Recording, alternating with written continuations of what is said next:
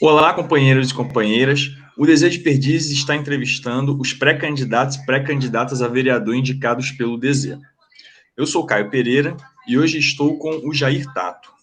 Jair Tato está em seu segundo mandato de vereador na Câmara Municipal. Hoje ele é vice-presidente da Comissão de Educação, Esporte e Cultura da Câmara. Filiado ao PT desde 1975, ele foi agente de pastoral nas comunidades eclesiais de base e secretário-geral, vice-presidente e secretário de organização do Diretório Estadual do PT. Sob sua coordenação, o partido conseguiu expandir sua atuação de 509 para 622 municípios e obteve em 2008 seu recorde de filiações em um só ano. Foram 60 mil novos companheiros que ingressaram no PT. Jair, muito obrigado pela sua presença, seja muito bem-vindo. Obrigado você, Caio, obrigado, quero saudar aqui o diretório em nome da companheira presidente Regina, diretório de Perdizes, e em nome da Regina, toda a executiva e os membros do diretório e toda a militância, né, do PT, Diretório Zonal de Perdizes. Muito obrigado. Obrigado, vereador. Então, vereador, fala um pouco para a gente da sua trajetória política, da sua militância aqui em São Paulo e desse sucesso na organização, na ampliação do número de municípios com atuação do PT e também no sucesso na filiação de novos companheiros. Então vamos lá, companheiros e companheiras, eu vim do Paraná, cheguei em São Paulo em 1978, de 9 para 10 anos, eu e mais 2 irmãos, 7 irmãos já moravam aqui, 2 irmãs e 5 irmãos, e eu conheci então, a partir daí, as comunidades eclesiais de base, por influência muito de meus irmãos, e companheiros de luta, e a história do Partido dos Trabalhadores foi um padre progressista, na época, que nos aconselhou que era um instrumento de luta, né, as comunidades, mas que tinha um partido que tinha uma proposta diferente, que agregava sindicatos, igrejas, associações, e que seria um partido mais voltado para uma proposta social no Brasil. A partir daí, então, meus irmãos ingressaram. Eu, a partir do momento que o Estatuto permitiu, que são com 16 anos de idade, então, imediatamente me filiei também. Isso se deu em janeiro de 1985. E participei de Grêmio Estudantil, coordenei a Pastoral da Juventude aqui da Diocese de Santo Amaro, e sempre acompanhando aí meus irmãos, os companheiros e companheiras. Então, a minha trajetória se dá um pouco dessa forma. Houve um momento, então, que eu passei a compor o Diretório Zonal da Capela do Socorro, fui secretário-geral, e depois eu passei a compor executivo estadual, fiquei por 9 anos lá, né? E é um pouco essa história, esse relato rápido, né? E a questão do mandato, o Arcelino Tato é meu irmão e ele me chamou a atenção em 2012 para uma coisa, né? Ele faz este ano 32 anos de mandato. Em 2012, ele percebeu o crescimento da cidade e a dificuldade de acompanhar. E eu já atuava muito, a gente fala bastidores, né, na coordenação das campanhas. Em 2002, eu fiz parte da coordenação da campanha do Genuíno para Governador, Mercadante Senador, e também sempre procurei colaborar na coordenação das campanhas de meus irmãos, né? Gilmar, Tato, o Enio, o Nilton, o Arcelino, o vereador, e ele falou, olha, a gente não consegue acompanhar toda essa demanda, a cidade cresce muito, falou, olha, pela experiência, poderíamos, a pedido de vários companheiros e companheiras, você podia tentar a eleição para poder ser mais um instrumento aí de participação e de ligação com os movimentos sociais, os movimentos populares. A partir daí eu aceitei o desafio e tive a felicidade de me eleger em 2012 e também me reeleger em 2016. Então, de maneira muito rápida e objetiva, A passagem pelo diretório estadual foi uma experiência muito importante na minha vida, né? Fui secretário-geral, fui secretário de organização, fui vice-presidente, coordenei o GTE, que organizou o programa de governo de 2006, do Mercadante governador, e um pouco é essa trajetória, né? O nosso partido, pela sua idade, pelo que nos ensina, né? A minha escola política é o PT, né? Então, minha vida política é o PT. Hoje eu estou com 52 anos já, imagina, 35 anos de filiação. E a partir dessa experiência que também tive no diretório estadual, nós fizemos, naquele momento, uma grande campanha junto ao diretório, e eu me lembro que de 649 municípios, nós conseguimos ter o PT em 622 municípios no estado de São Paulo, né? Era um momento, obviamente, diferente, né? O PT vivia um momento melhor avaliado, não há dúvida disso. Nós implantamos aquele sistema do Cisfio, né, do Sistema de Filiação Online, para o estado todo, percorremos o estado todo, e até 2011, então, eu fiquei como dirigente estadual do PT, e em 2012, então, eu tive a minha primeira experiência em disputar uma eleição para o Legislativo do município de São Paulo. Vereador, e nesses 35 anos de PT, o que o senhor acha, o que o senhor mais tem em comum com o partido? Olha, o PT é um caldeirão de oportunidades na sociedade brasileira, sempre foi. O PT é aquele partido que traz alguém como eu, que veio lá do Paraná, que nasceu na roça, e que comentar como aconteceu com o metalúrgico. O Lula, presidente da República, o maior presidente da história, com 4º ano primário. O PT, esse partido que nasce das lutas sociais. Falar do PT é falar de luta social. Falar do PT é nos identificar com um partido que olha sempre para uma sociedade que precisa ser melhorada. Essa é a linguagem, na minha opinião, mais correta. Um partido que seus militantes, seus dirigentes, saem da porta de sua casa e vai dizer, se vai lá fora e fala o seguinte: olha, ninguém está saindo de casa para ver, para não acompanhar dificuldades, né? Ou seja, um partido que luta, um partido que está sempre junto com os movimentos e com os que mais precisam. E um partido que, quando governa, melhora a vida das pessoas. Acho que o PT representa isso. É o partido do povo brasileiro. É o partido que, quando governa, melhora a vida das pessoas. No começo da entrevista, o senhor disse que a sua candidatura em 2012 teve muita influência dos seus irmãos, que queriam que a cidade estava crescendo muito, precisava de mais quadros, né, representando os interesses dos trabalhadores. E, a partir disso, o que motiva o senhor a manter-se no Legislativo? O que motiva o senhor a tentar novamente o mandato? Olha, Caio, assim como na primeira eleição houve essa experiência que eu já tinha partidária, de militância e de lutas sociais, vários companheiros e companheiras. Eu citei especificamente o Arcelino porque ele era vereador e houve um fenômeno, né? Como 2 irmãos sair vereador na mesma cidade, né?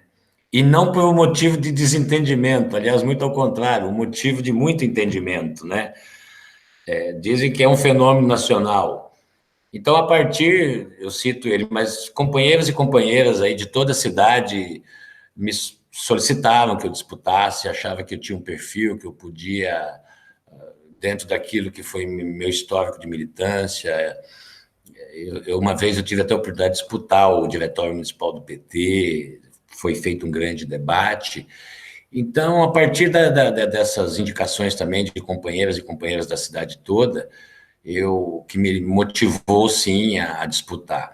E sempre foi um objeto de avaliação. A reeleição também eu coloquei à disposição de todo um coletivo para que eles opinassem novamente se eu teria que ir à reeleição, né, se era conveniente.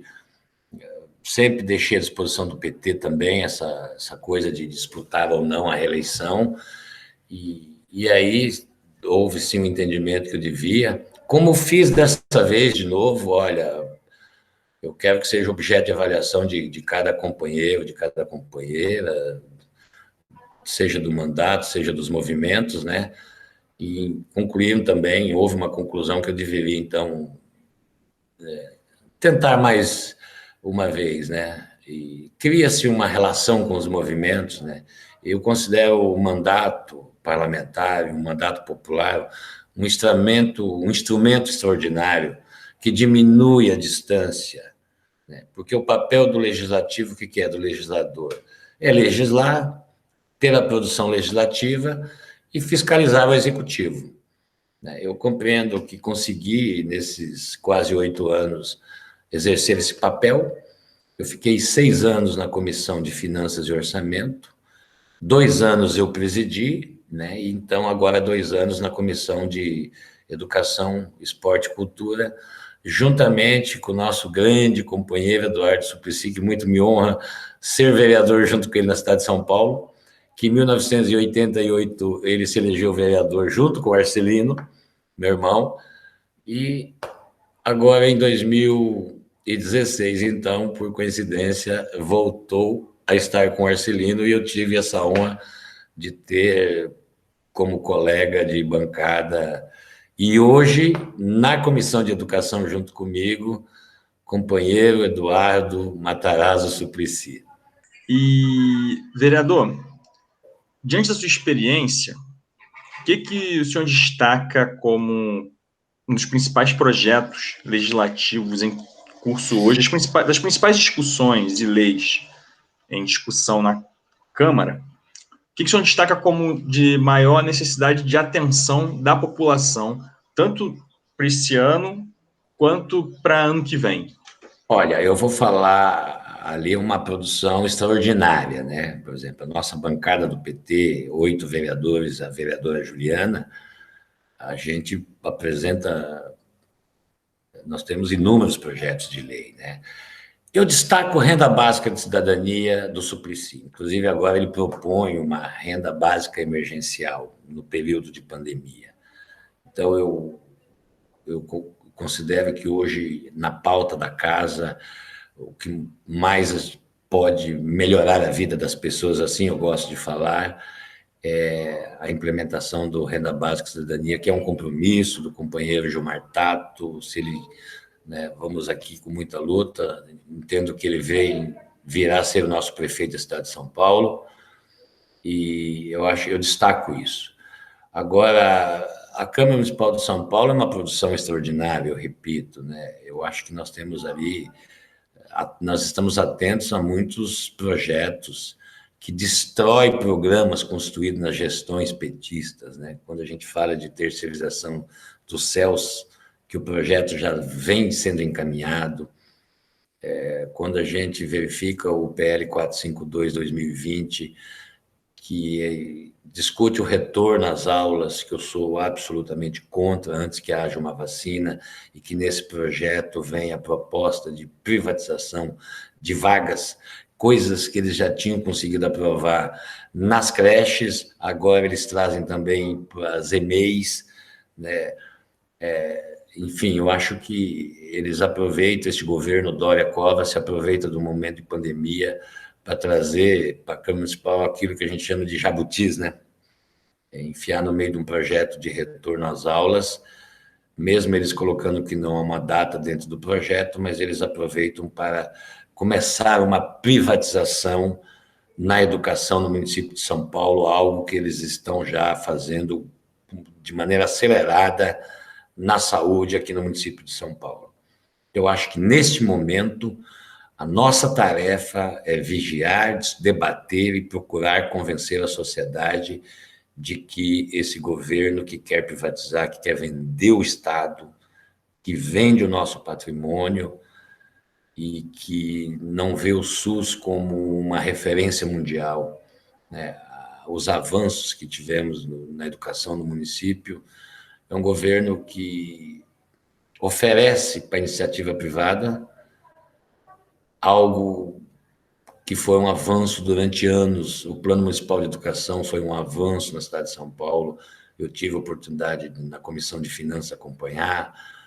Enfim, eu acho que não é tão destaco a renda básica de cidadania, mas eu acho que nesse momento a nossa tarefa mais é tentar impedir esses projetos que o Executivo manda para a Câmara Municipal de São Paulo, que destrói bandeiras históricas que o nosso partido, os nossos governos implementaram na cidade de São Paulo e que eles tentam destruir, assim como acontece no governo do Estado, com o CDHU agora, com a MTU, assim como acontece no governo federal.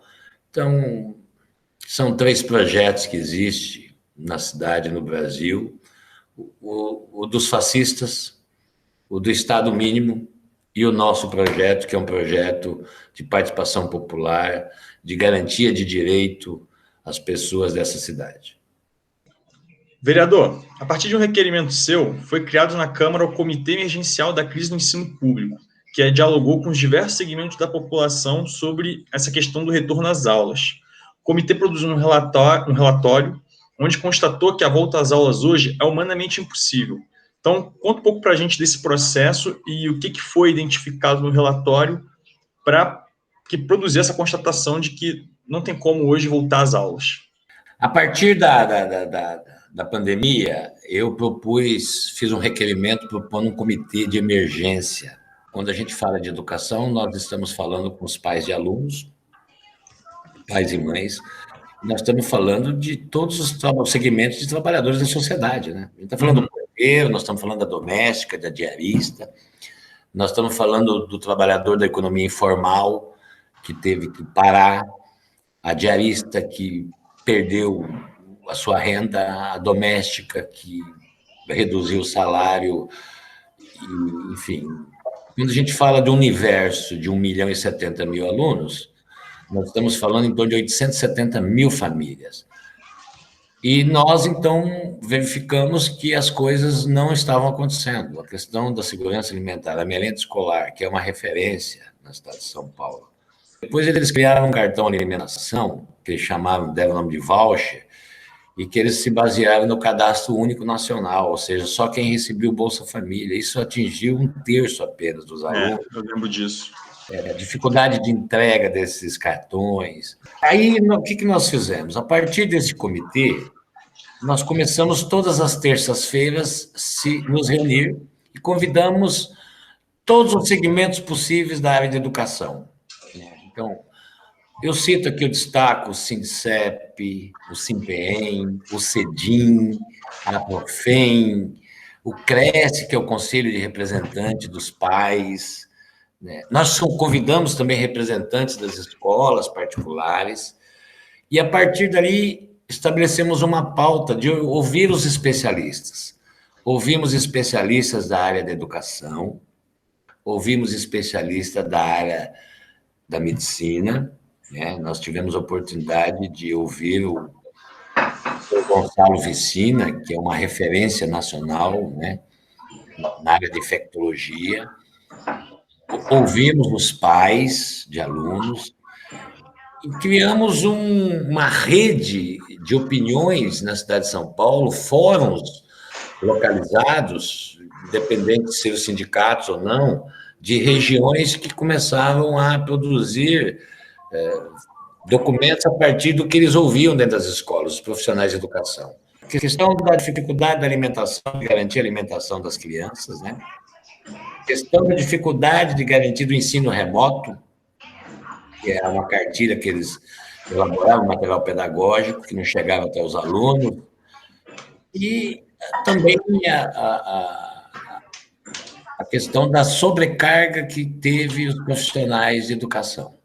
Os plantões, imaginam esses profissionais de educação atendendo os pais lá no plantão 12 horas ao dia, 14 horas ao dia, e ouvindo dos pais por que que o filho do vizinho, a filha recebeu o cartão e o filho dela não recebeu, né? A gente está falando, ô Caio, de 5 refeições ao dia que as crianças deixaram de ter. Sim. São dois, eu diria, dois sofrimentos. A criança que não se alimenta na escola e o pai e a mãe que deixou de ter a sua renda em casa. Isso criou uma condição de miséria em muita gente na cidade de São Paulo, como deve ter acontecido, obviamente, no país inteiro. Então, a partir daí, nós começamos a organizar esses debates e finalizamos com um documento que a conclusão aprovada no comitê e aprovado, referendado e aprovado assim de maneira oficial na Comissão de Educação, da contrariedade de todos esses segmentos sobre o retorno às aulas antes que haja uma vacina. E esse documento, eu acho que é um relato assim muito bem preparado por essas entidades sindicais e representativas, por esses fóruns que elaboraram esse documento e que nós iríamos entregar, então, na quinta-feira retrasada, pessoalmente ao secretário, e ele se recusou a receber. Então, nós tomamos uma decisão na última reunião da comissão de publicar no Diário Oficial, né, e tornar público esse documento, e que esse documento aponta os caminhos também, não é só um documento de críticas, né, ou seja, depois de 5 meses e meio de crise, é que com muita luta nós conseguimos que eles universalizassem esse cartão alimentação, que era baseado só no Cadastro Único Nacional, e aí criaram um critério muito complicado para as pessoas acessarem, né? Relatório de 6 páginas, 5 passos via internet. Imagina se a população não tem internet para ter o ensino remoto. Nós concluímos que uma sala de 30 alunos, Caio, 5 alunos tinham acesso à internet em salas de aula, em algumas pesquisas e relatos que vieram das regiões aí da cidade de São Paulo. E, enfim, é uma série de oportunidades que eu falo que este governo tem de diminuir a dor e a fome das pessoas. Sim. Porque 870 mil famílias, e o dinheiro está lá, o dinheiro da alimentação, o dinheiro da merenda está lá, estocado esse dinheiro. Né? E eles não tomaram uma atitude. E agora, então, com muita luta, que nós conseguimos universalizar. Agora, uma outra luta foi ele esticar o prazo por mais um mês para que as famílias conseguem se cadastrar. Então, nós temos um relato geral, quando começou até poucas semanas atrás, e que 1/3 dos alunos tiveram, então, o acesso ao cartão alimentação, ao ensino à distância, nesse momento, é isso? Então, esse é o fato. E nós estamos propondo, então, nesse documento, que esse dinheiro estocado ele seja utilizado para a readaptação das escolas, que teve um levantamento também do Tribunal de Contas, antes da pandemia, que de 100 escolas visitadas, 70 escolas estavam em condições precárias. Então, não houve compra de uniforme escolar esse ano. Esse dinheiro está lá. Não houve a entrega total da merenda escolar. O dinheiro está lá. Então, acho que é o momento de readaptação das escolas, preparar as escolas, investir na formação dos profissionais de educação, chamar os concursados. Somos contra um plano nesse projeto, no PL 452, está lá também a possibilidade de contratação emergencial, sendo que tem uma fila enorme de concursados. Conseguimos o descongelamento, né? Ou seja, protelar o prazo, porque o concurso público, vocês sabem, ele chega num momento que ele perde o tempo. Então, nós conseguimos também, com muita luta, que esticar esse prazo dos concursados, Então, nós consideramos que, para a volta às aulas, a readaptação das escolas, chamar os concursados e sem que haja uma vacina, nós entendemos que não há a menor possibilidade de volta às aulas, nem no ensino público, nem no ensino privado, porque Uhum. nós temos que considerar, há uma pressão muito grande das escolas privadas, que força o governo, mas nós temos que considerar que tem centenas de escolas menores, privadas na periferia de São Paulo, né? Vocês concordam? Sim. Então, o risco é o mesmo. Eu diria que a volta às aulas, nesse momento, seria um genocídio, né? Sim. É muito complicado mesmo, vereador. Como é que essa questão está sendo lidada pelo Poder Executivo, né? Só com muita luta mesmo, muita resistência, a gente consegue construir um plano para permitir uma volta às aulas mais segura ano que vem, né? Nós somos contra, né? Nossa bancada do PT, o nosso partido é contra a volta às aulas, outros vereadores também têm tido uma atuação muito importante nessa luta, nesse debate, né? E esse documento, ele já se tornou público, eu quero que chegue até vocês, que é um resumo dessas várias reuniões de audiência pública, inclusive nós ouvimos os profissionais de educação da Unifesp, que colaborou com a Secretaria Municipal de Educação na minuta de elaboração dos protocolos de volta às aulas, né? Imagina estabelecer protocolo para crianças, né? Pedir para crianças manter o distanciamento, pedir para as crianças usarem máscara, Não tem a pedir menor condição. não há a menor condição. Então, nós defendemos que tem que estar preparado para o ano letivo do ano que vem, com valorização dos profissionais, uma adaptação das escolas, né? E chamamos a Comissão de Finanças e Orçamento também, nesses debates, nessas audiências, para colocar lá e percebemos que há dinheiro porque o dinheiro da educação é um dinheiro carimbado, né? Uhum. Você não pode, em absoluto, mexer, né, nos recursos da educação.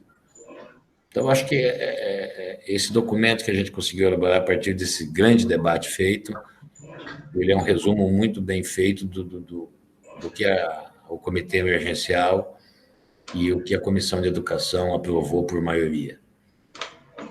Perfeito, vereador. Muito obrigado pela sua presença.